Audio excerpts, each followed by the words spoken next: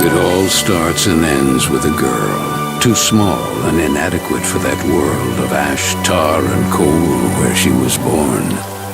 When her mother died suddenly, the little girl, with only the company of a stuffed friend she would soon forget, found herself all alone on an icy bench, waiting for the carriage that would take her to the austere Bunny Hall.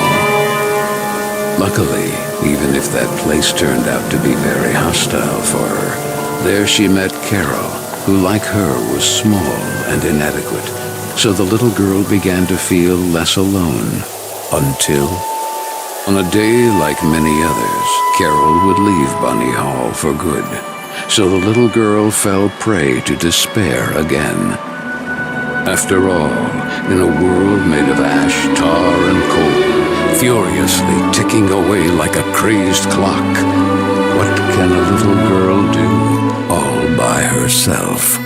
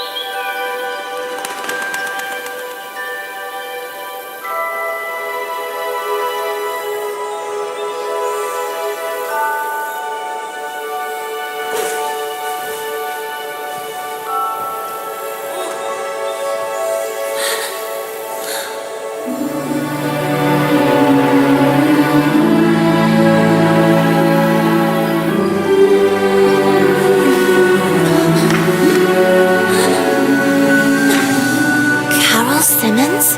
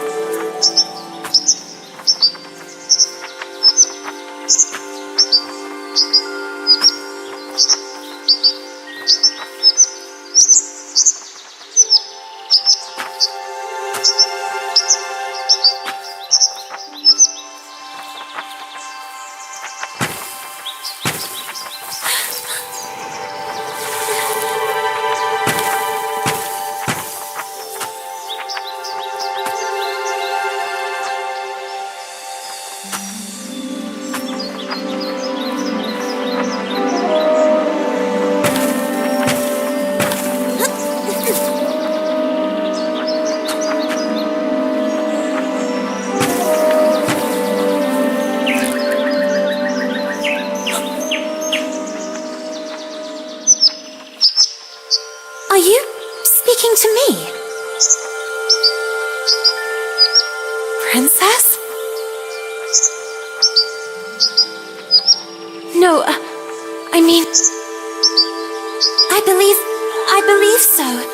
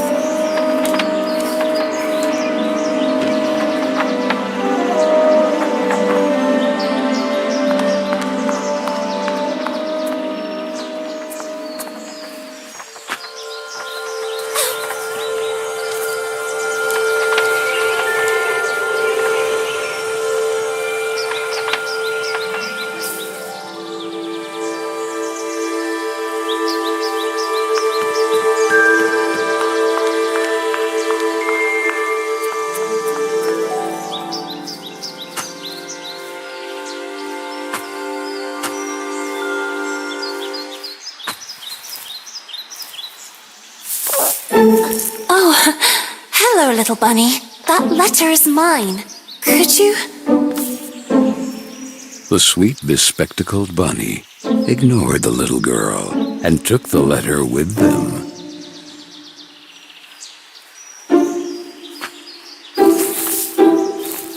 I beg you, would you be so kind as to give it back to me? The little girl began to get impatient.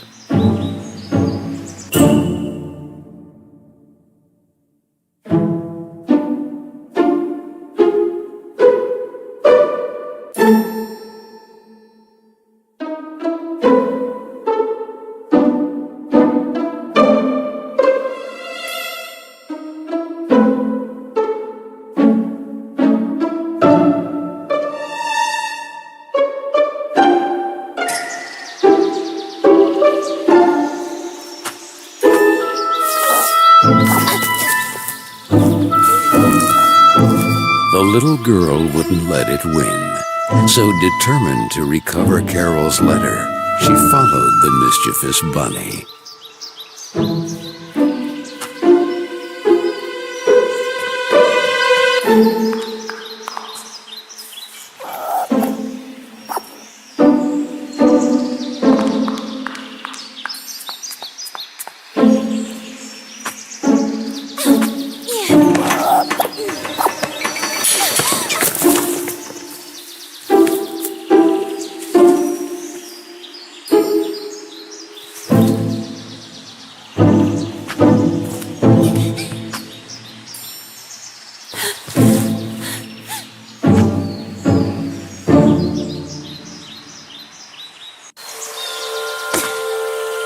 What place is this?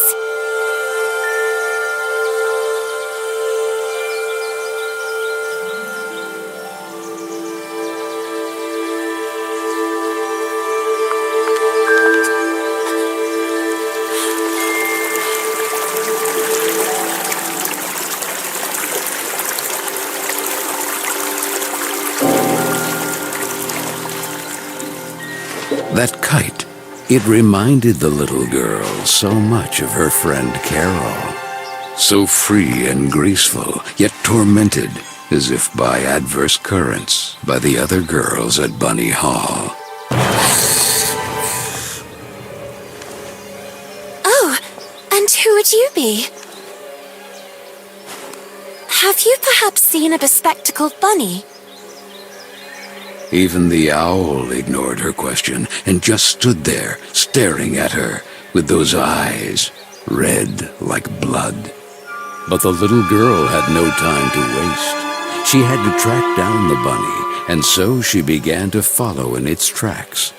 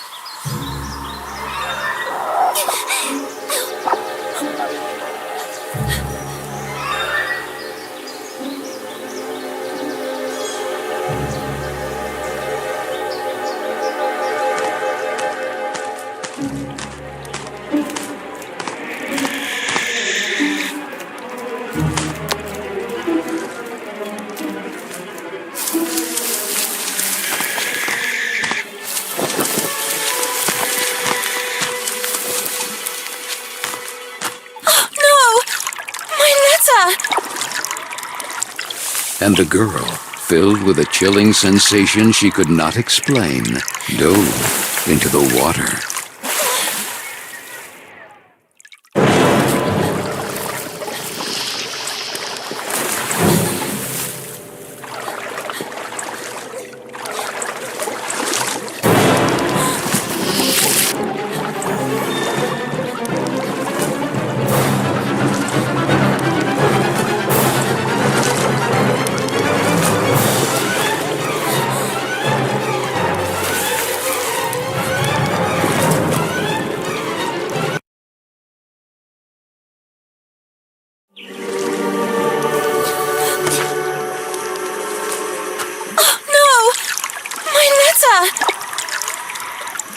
And the girl, filled with a chilling sensation she could not explain, dove into the water.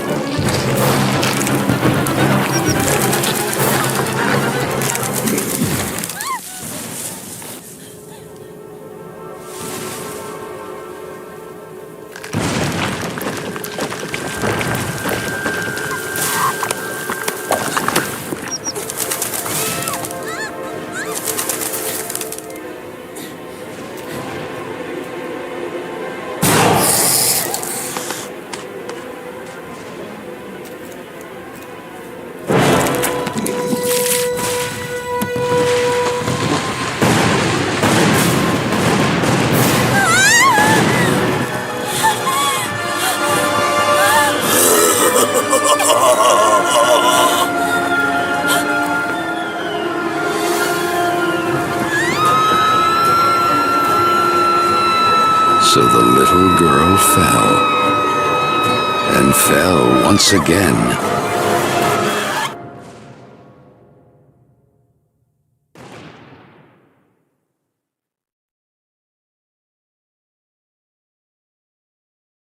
And while the man with the tar hat stood grinning, her thoughts drifted to that mysterious figure in the window of Bunny Hall, who silently stood watching her as she was swallowed up in her abyss. And this is how our story begins. A letter, a roar, then a daring plunge, and a little girl, too small and inadequate for that world of ash, tar, and coal of which she was a part. Miss Benton, I am pleased to note that my voice is so soft that it encourages restful sleep in class. Would you be so kind as to share your wisdom on today's topic with your fellow classmates? There was a man made of tar, an owl, and a bunny with glasses. Such impertinence. Home economics, ladies' etiquette. Chapter 9. Be always beautiful, perfumed, and impeccable. All of you young women of today are privileged to witness the deeds of the great men of your era, the grand discoveries, the phenomenon of industrialization, progress. Soon you will be wives and then mothers of great men who will go down in history. And you, Miss Benton, make fun of it. This establishment, too, if events continue to transpire as hoped, will undergo important developments, and you will be the first to benefit from them. Why, ladies?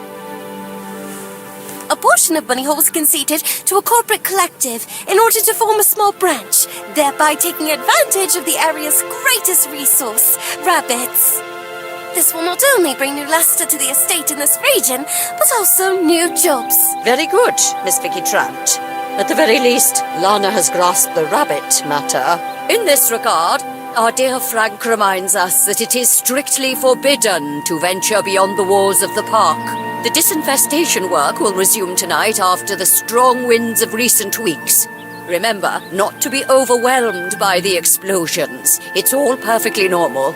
The soil is blasted with charges and the rabbits forced out of their burrows. Who did it? Lana! Miss Benton!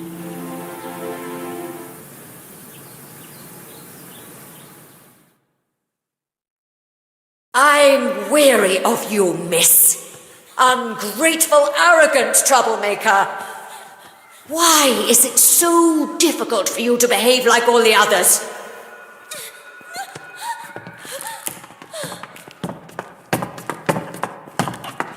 The clock is ticking furiously.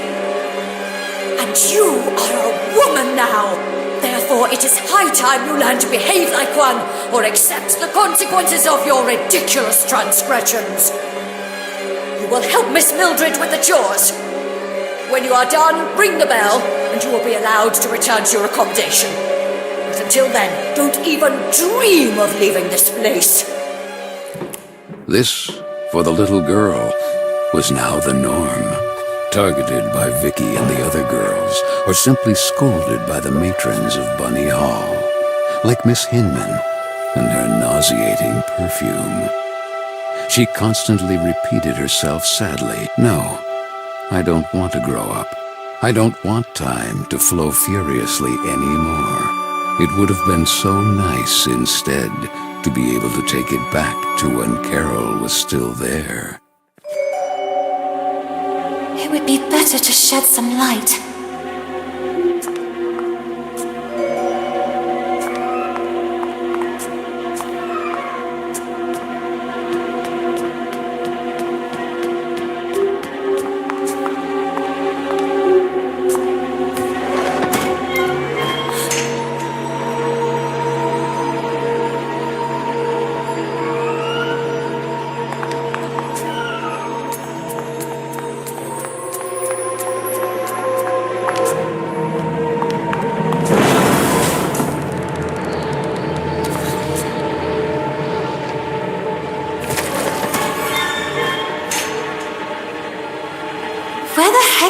broom go?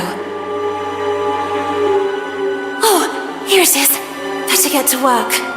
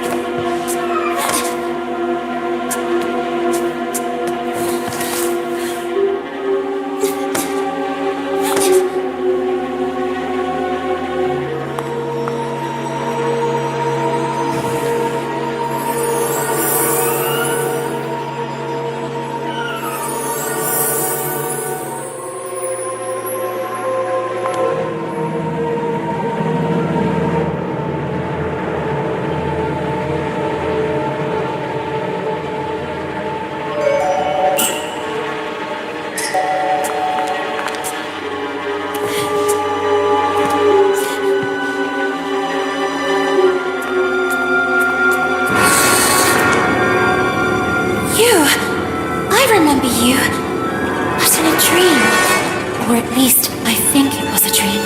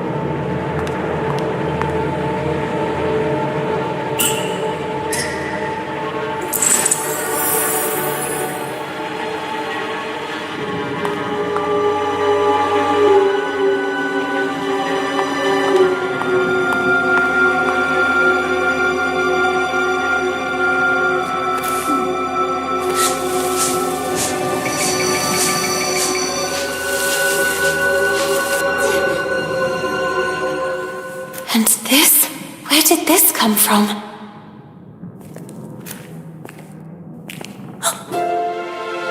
It looks like an old mailbox.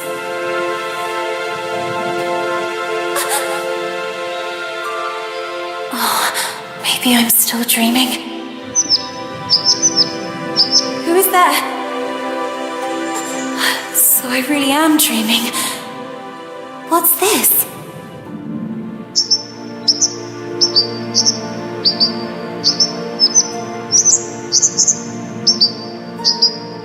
Corolla?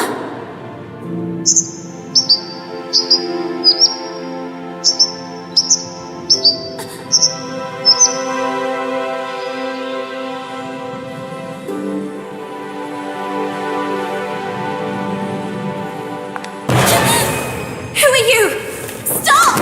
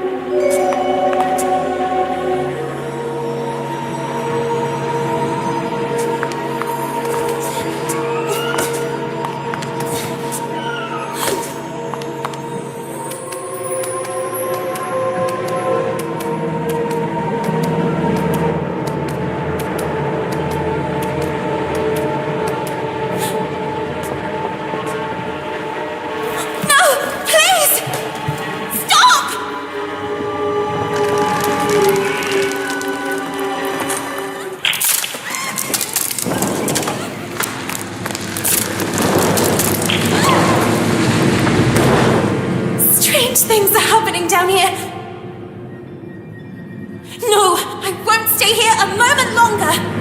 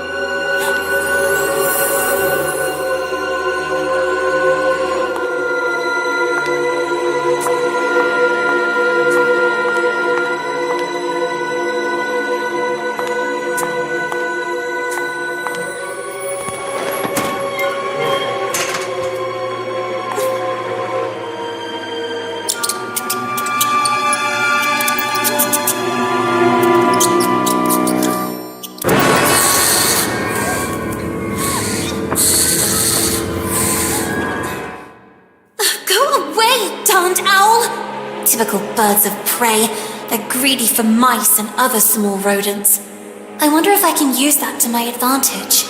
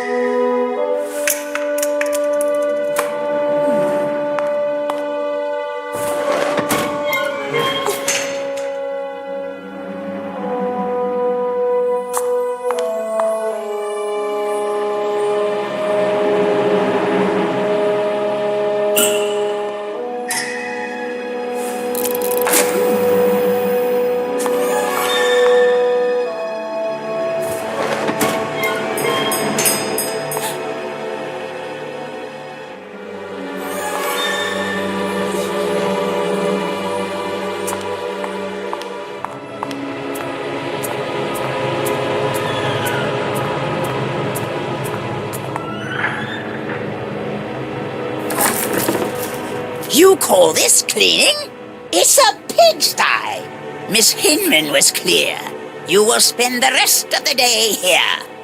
And speaking of which, here's your lunch, miss. No! Wait! I did everything I could! It's not right. I won't spend another moment here. I have to find a way out.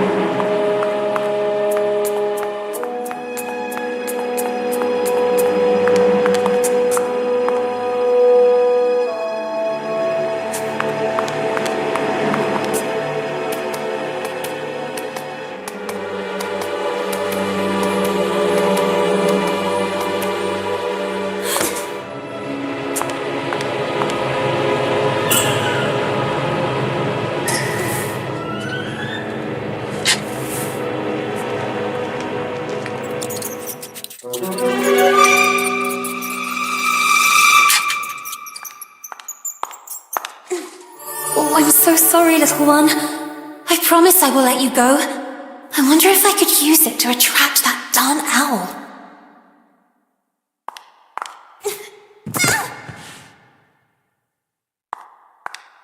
Hey, ugly owl! That's what you want, isn't it? Mouse porridge! This way! Come on!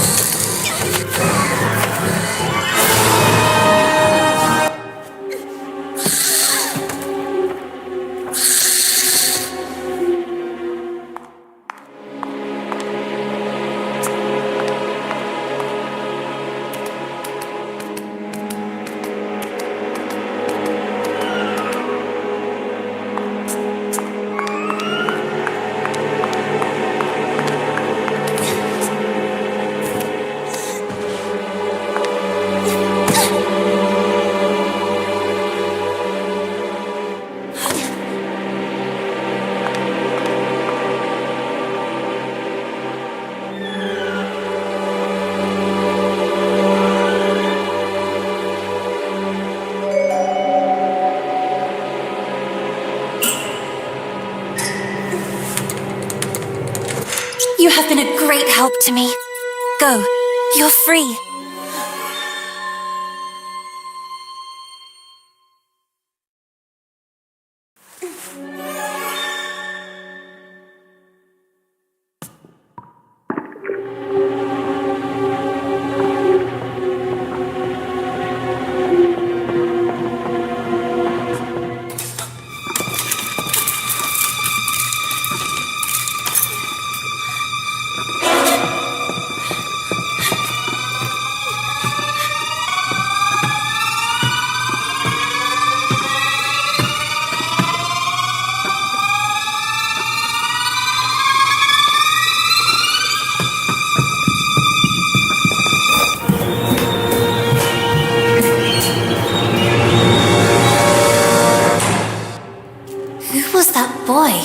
And what was he doing?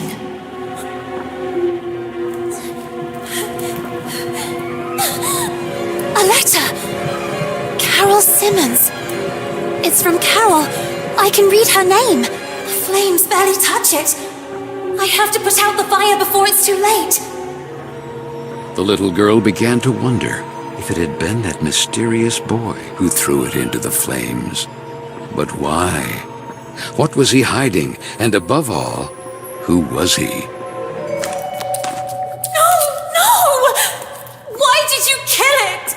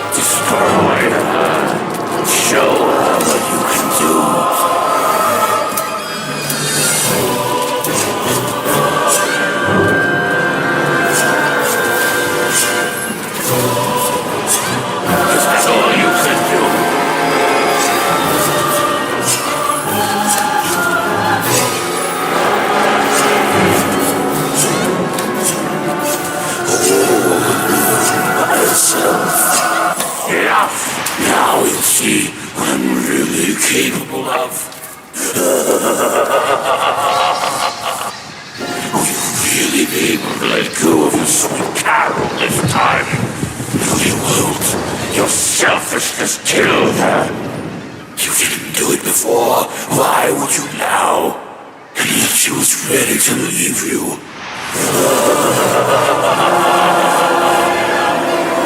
Let time stop then. May it stop forever.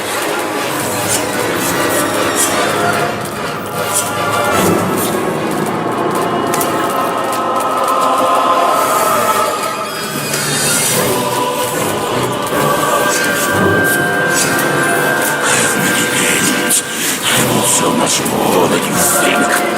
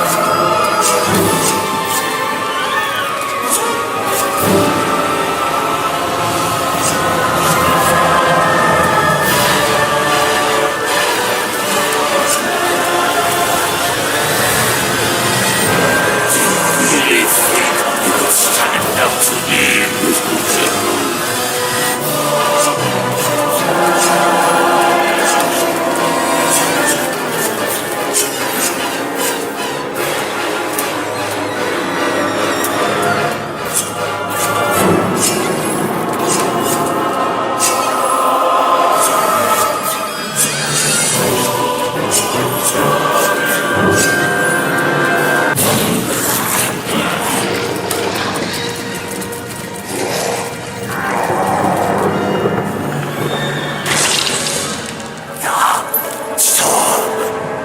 It won't change what happened anyway. It will change what happened to Carole. I've given you a once-in-a-lifetime opportunity to reunite with your mother. My mother is and will always be part of my past, and I will continue to keep her vividly in my memories for the rest of my life. But I will never be left behind again. No! I will go on! Okay, you win this time.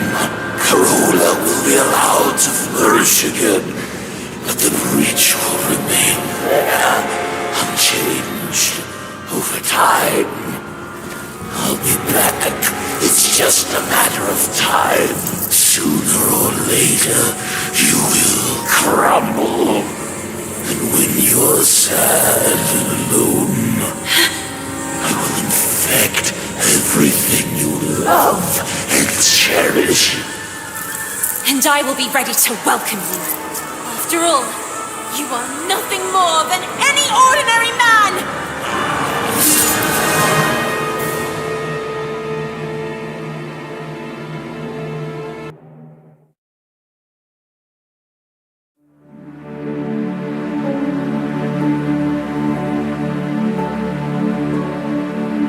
Why do I feel like I'm reliving a moment I've already lived? You, me, on this bench, all of this. AC, I'm sorry. It's my fault. Corolla, it's too late. It's never too late. Look, there is no seed that goes to waste. If it thrives in a freshly bloomed flower, so Corolla will flourish again. And I, with you by my side. No, Princess, you said it right. This is not your place. It's time for you to return home. To your real home. It will be up to me and the other spirits to restore the kingdom of Corolla to its former splendor. The time has come to say goodbye. A handshake and off we go? I really don't know. Goodbyes have never been my thing. And what if you need me? I know you'll always be there, because I can feel it strongly inside me. And now? What will you do? What does such a small and inadequate girl do in a world made of ash, tar, and coal?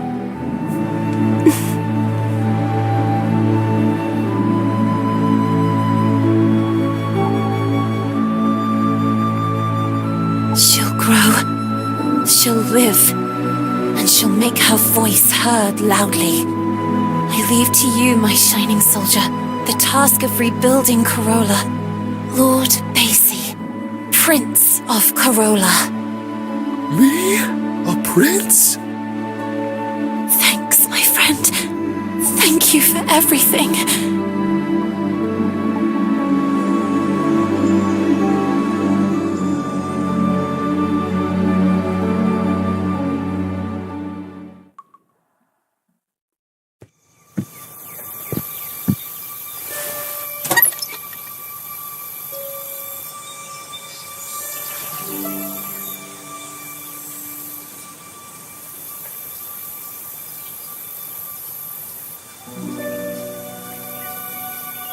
Sweet Lana. This is Marcel. I'm just arrived in London. I can feel her, you know? Carole. Here. With the other suffragettes.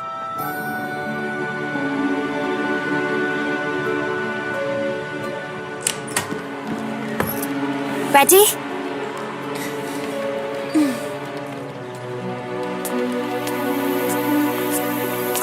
I can hear her voice. And I feel her alive, blossoming again, even inside me.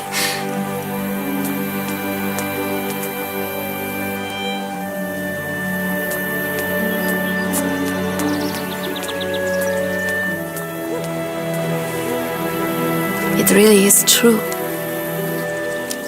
There is no seed that goes to waste if it thrives in a freshly bloomed flower.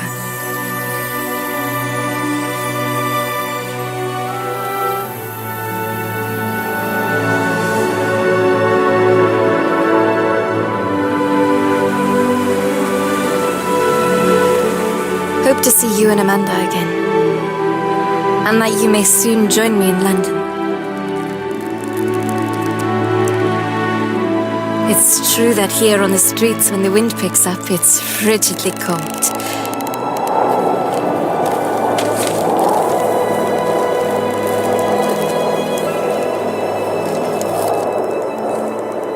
And yet I say again and swear it now, that there's something all glorious and gracious in the wind.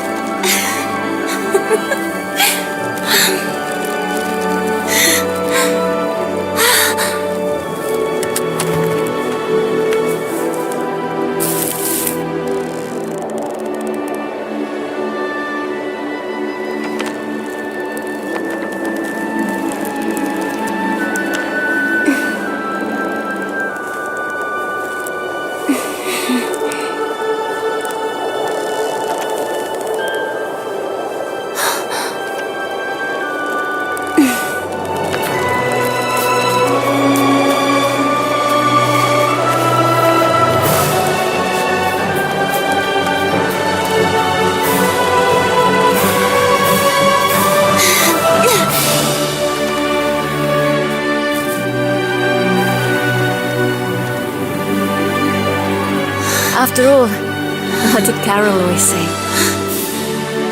When things don't go the way we want, try to see them from another perspective.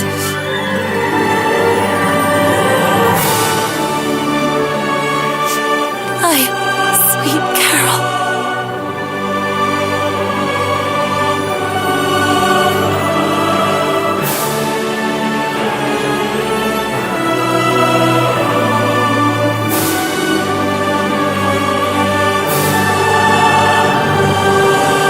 It all starts and ends with a girl, too small and inadequate for that world of ash, tar, and coal where she was born. After all, in a world furiously ticking away like a crazed clock, what can a little girl do? All by herself.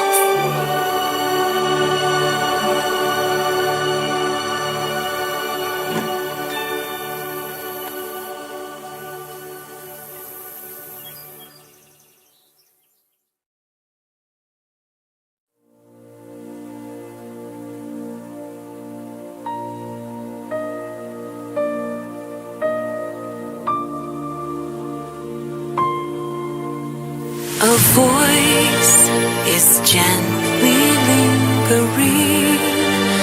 It's carried by the wind, a soft and comforting memory. I will make a loving promise that I will carry on and brave these storms. Tell me where this river flows. My heart is beating faster. I will find my way on. Let your voice be heard now from the highest mountain. We won't fall and give into despair. We're about to fly. Can you hear me? Your voice, you're gently whispering, sharing secrets, building dreams. You trust in me.